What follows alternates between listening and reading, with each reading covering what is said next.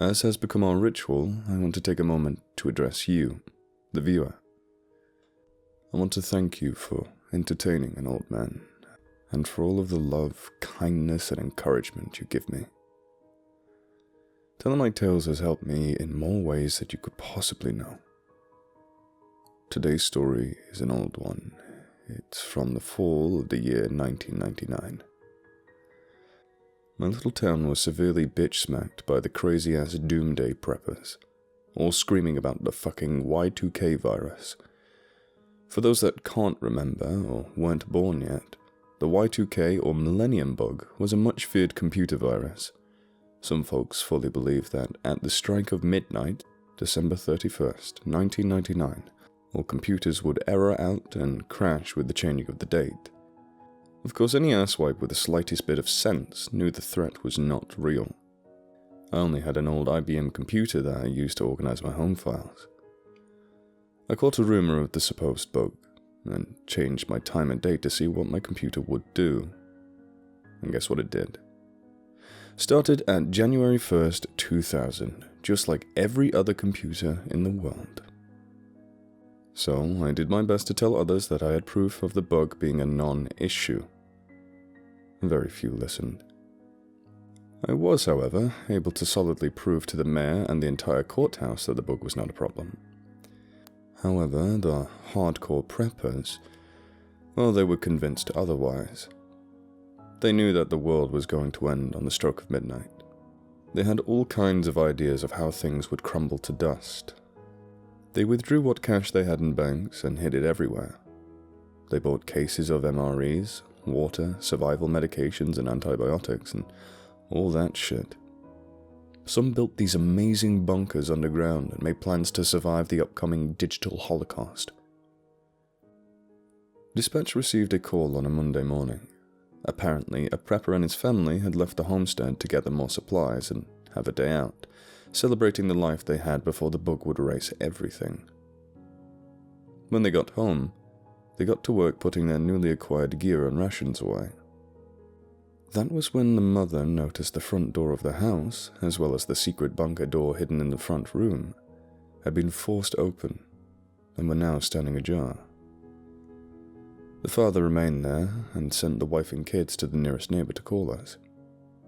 When I arrived, the father, whom we'll call Terry, was pacing back and forth in the front of the house. He was holding a shotgun and also had a pistol and a holster on his hip. I talked to him for a minute, and he told me that he had not yet gone in, as he wanted to wait for me, and that he still heard a crash and a thump every now and then. He was relatively sure that whomever it was still inside looking through their shit. Searching for something, probably money, he thought. I drew my weapon and approached the front door. Police! Come out with your hands up. I will shoot if I have to. Raise your hands above your head and walk out slowly. The thought of having a citizen watch my investigation weighed on my mind. I could now hear the sounds of something moving within the bunker below the home. Terry, is there another way in or out? I was certainly informed that, yes, there was indeed another entrance. I motioned for Terry to cover that entrance as I made a loud and clear declaration of deputizing him temporarily and very vocally stating that he had lawful right to shoot if he felt threatened. I watched as he slowly and carefully made his way to what I thought was the well pump house. He stood at the door and motioned for me to enter the pump house. As I stepped over the threshold, I could tell this was going to be one of those calls. The ones that I would, some 20 years later, share with you finely twisted individuals.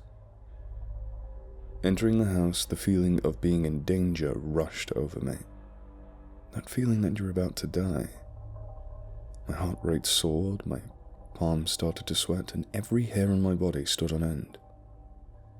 It was like I walked into a giant static electric force. Like when you held your arm in front of one of those old tube-style televisions whilst turning it on and off. It was like that kind of static feeling.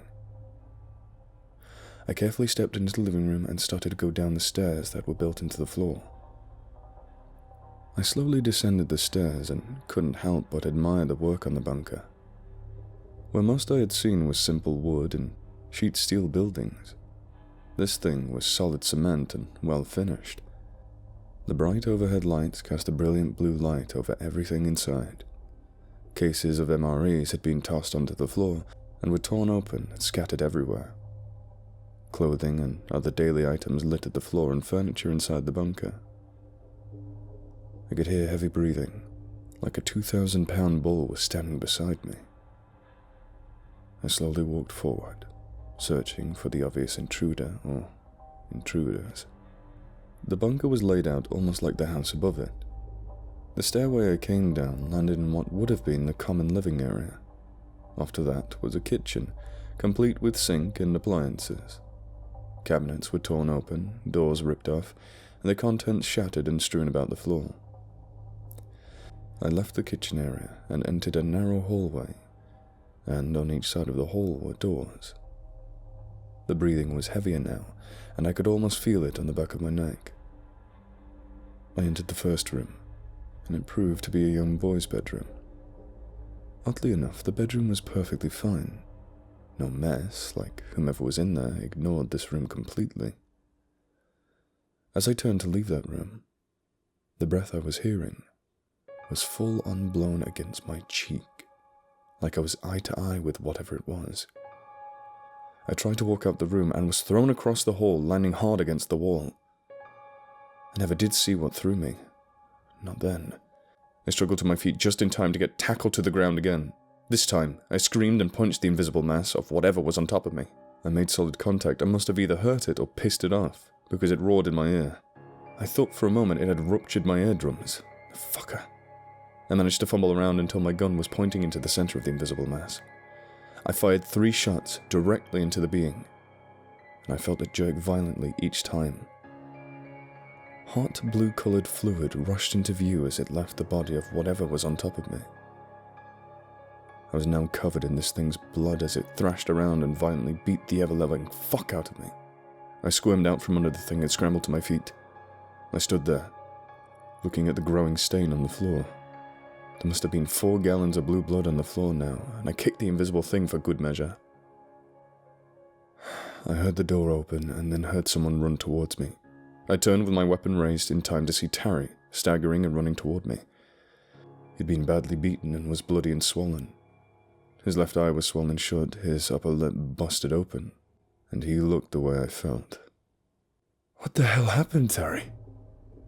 He told me about his encounter with a similar invisible beast, how it jumped him from behind, and how he managed to blow a chunk of it out with its shotgun, before it ran off, leaving a trail of blue-colored blood as it went. I turned back to the growing stain on the floor. As the stain grew, the outline of the figure became visible. 8 feet tall, 3.5 wide. Its skin was a mixture of pale green and grey, absolutely hairless, but it did have 8 spines sticking out of its back. They were laying down, flaccid. It didn't have a neck. It went from its shoulder to its head. Terry and I approached the massive being and rolled it over onto its back. The face was split vertically with dozens of protruding sharp teeth. 4 eyes, 2 large and 2 small, with the large on top, small directly underneath the larger ones. I used the barrel of my handgun to poke at the massive mouth. When the barrel touched the teeth, they would twitch and poke out at the metal, like a nerve reaction reflex, the same way a person's fingers can twitch after death. I asked Terry what the fuck he had that these things could be after. They most likely didn't come after the cash. The smell of cat piss and feces was growing with the stain, so Terry and I left the bunker to inspect the house. The house appeared to match the condition of the bunker, with personal belongings and shit laying everywhere. The overwhelming smell of ammonia and feces was even more powerful up there in the house. Terry said something about that being the reason he wouldn't let the kids have a cat. He couldn't handle that smell. The 2 of us decided to leave out the bit about these things being invisible whilst alive.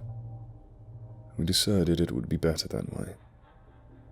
I radioed the coroner and told him to bring help. Bastard was upset because he was in the middle of a golf game and I told him to leave now, not after his game. I knew Terry was hiding something. I just had no clue what it could be. Those things were not there for a fun day at the beach, and they were obviously looking for something. I never officially closed that case, and about 6 months after that, I was called to the address yet again. This time, because the oldest boy had come home to find his entire family dead. They had been eviscerated. He'd been with friends and a friend's parents, so we didn't even have a suspect. This was around the time an unofficial official government branch opened an office the next county over.